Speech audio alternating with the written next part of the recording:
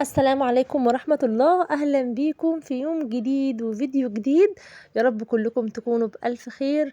فيديو النهاردة إن شاء الله هيكون أول استعداداتنا للشهر الكريم شهر رمضان.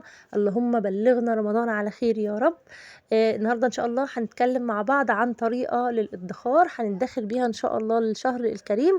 طريقة سهلة جدا، بس خليني قبل ما أبدأ الفيديو وأقول لك على الفكرة اللي أنا جاية بيها النهاردة. خليني أقول لكل الأمارات اللي فتحوا الفيديو بتاعي، لو انتي اول مره بتشوفي قناتي وعجبك الفيديو اتمنى منك انك تنوريني بالاشتراك في القناه وتفعلي الجرس على الكل علشان يوصلك كل فيديو جديد انا بقدمه. النهارده ان شاء الله جايه اقول لكم وجايه اشجعكم كمان على فكره للادخار، وهي فكره عمل حصاله مخصوص لشهر رمضان، حصاله رمضان. انا كنت عملت الفكره دي السنه اللي فاتت في قناتي، وبصراحه كانت من احب الفيديوهات. فكره حصاله رمضان، فانا ان شاء الله يعني حبيت ان انا اعملها السنه دي كمان واقول لكم عليها، لان هي بصراحه فكره ممتازه جدا وطريقه هايله ان احنا نستعد بيها لشهر رمضان. طبعا احنا عندنا طبعا في شهر رمضان اساسيات وبنود كتير جدا جدا بنبقى عايزين نسدها، زي خزين رمضان، زي لحوم رمضان، وزي كمان اليميش، وزي كمان ملابس العيد بتاعه الولاد، وزي كمان حاجات احنا بنحب نشتريها للبيت على رمضان. نستخدم حاجات جديده يعني علشان نهتم بالشهر الكريم بقى، وهو شهر هو ضيف بيجي لنا مره واحده بس في السنه، فبنحب ان احنا دايما نهتم بيه نجيب حاجه جديده في البيت. فعشان ما بوظش الميزانيه بتاعتي، انا هعمل النهارده طريقه الادخار دي، ان انا هجيب حصاله، هعمل حصاله لرمضان. طب ازاي هعمل حصاله؟ انت عندك كذا فكره انا هقولك عليهم. عندك مثلا هتجيبي الحصاله دي، مش ممكن تشتريها من بره، في حصالات زي اللي قدام حضراتكم على الشاشه دي. الحصاله دي انت بتجيبيها من بره، بتبقى موجوده اصلا، بتتباع بره وما بتبقاش غاليه على فكره. ممكن تجيبيها وتبداي تحوشي فيها، ودي برضو فكره تحويش كويسه جدا. او خلينا بقى نبسط شويه، نجيب اي علبه احنا عندنا، او حتى برطمان. انا كنت عملتها السنه اللي فاتت ببرطمان ازاز وغلفته.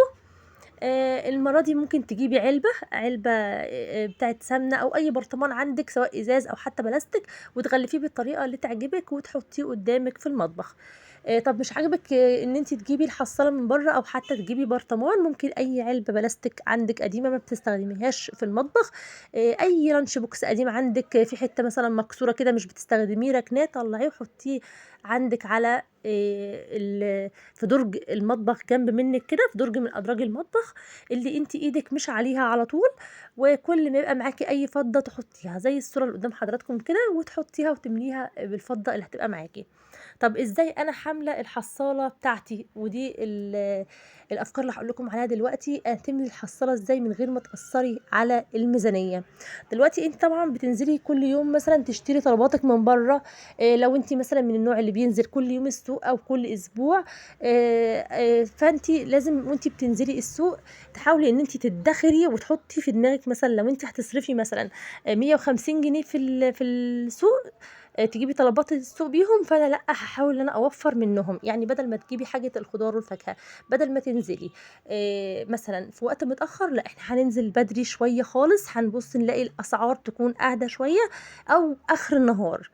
يا كده يا كده، يا بدري خالص يا اخر النهار، هتبصي تلاقي الاسعار معاكي بتكون مختلفه عن الوقت بتاع الساعه 10 11 الصبح. فعلا فعلا الاسعار بتبقى مختلفه شويه فيه، فانت هتقدري توفري في الحته دي.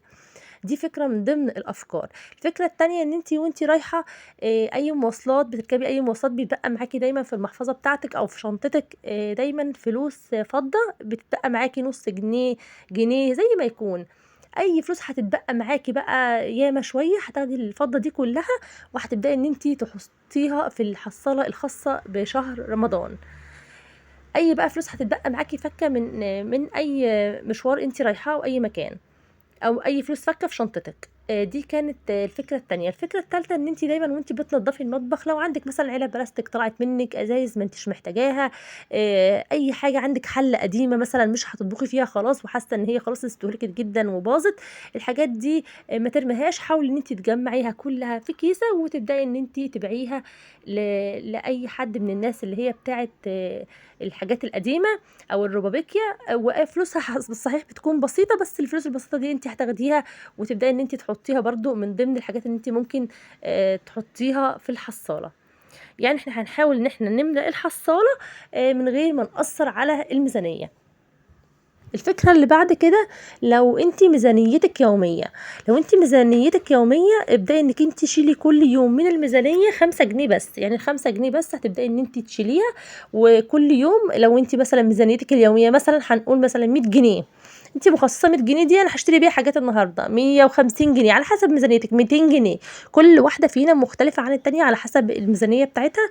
هتبداي انك انت تاخدي، لو انت ميزانيتك حتى 100 جنيه، هتاخدي 5 جنيه من المية كل يوم تحطيهم في الحصالة. بجد هتلاقي من هنا لحد شهر رمضان، احنا فاضلنا ان شاء الله على رمضان، اللهم بلغنا رمضان 4 شهور على خير. هتبصي تلاقي عندك مبلغ ان شاء الله كويس في الحصالة، هتسدي بيه ولو حتى بند بسيط من بنود رمضان.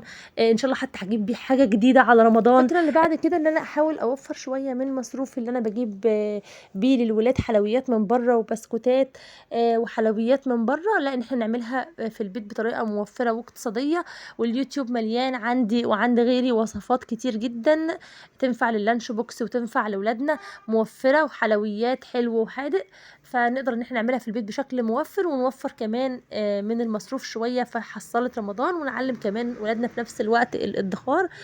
لحد هنا خلاص كان فيديو النهارده، اتمنى ان انتوا تكونوا استفدتوا من الفيديو ولو بمعلومه واحده. اتمنى ان انا اكون شجعتكم على ان انتوا تعملوا يلا حصاله رمضان، لسه بدري واعمليها ان شاء الله، ما تقوليش لا خلاص ما فيش وقت، لا في ان شاء الله وقت نقدر ان احنا نعمل فيه اللي احنا عايزينه.